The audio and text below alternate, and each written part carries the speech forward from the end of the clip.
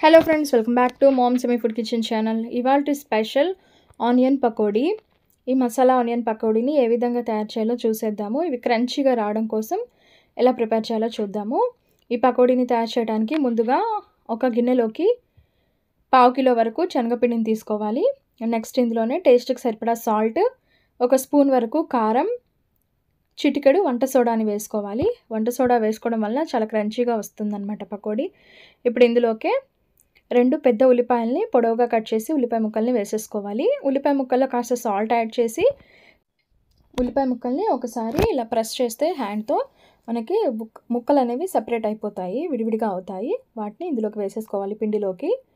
ఇప్పుడు ఇందులోకి కొద్దిగా వాటర్ యాడ్ చేసుకుంటూ పిండిని కలుపుకోవాలి.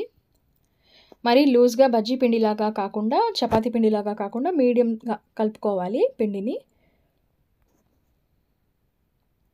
ఈ విధంగా పిండిని కలుపుకొని రెడీగా పెట్టుకోవాలి. నెక్స్ట్ స్టవ్ ఆన్ చేసుకొని స్టవ్ మీద ఒక కడాయి పెట్టుకొని ఆయిల్ని హీట్ చేసుకోవాలి.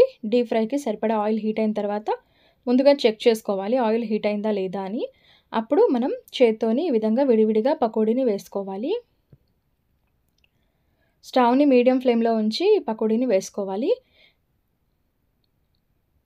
ఈ పకోడీ అనేది క్రంచీగా రావడం కోసం నిదానంగా ఫ్రై చేసుకుంటే మనకి కలర్ చేంజ్ అవ్వకుండా, వెంటనే మాడిపోకుండా, లోపల కుక్ అవ్వకుండా అలా కాకుండా లైట్గా గోల్డెన్ బ్రౌన్ కలర్లోకి వచ్చేంత వరకు కుక్ చేసుకుంటే మనకి లోపల వరకు కూడా కుక్ అవుతుంది.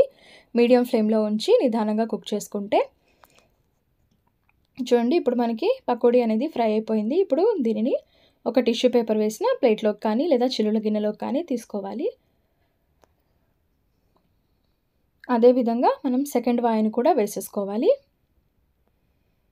అదేవిధంగా నిదానంగా విడివిడిగా పకోడీని వేసుకొని నిదానంగా ఫ్రై చేసుకోవాలి.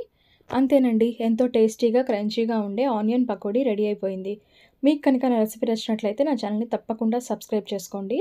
అండ్ మరిన్ని ఇలాంటి వీడియోస్ కోసం నా ఛానల్ని విజిట్ చేస్తూనే ఉండండి.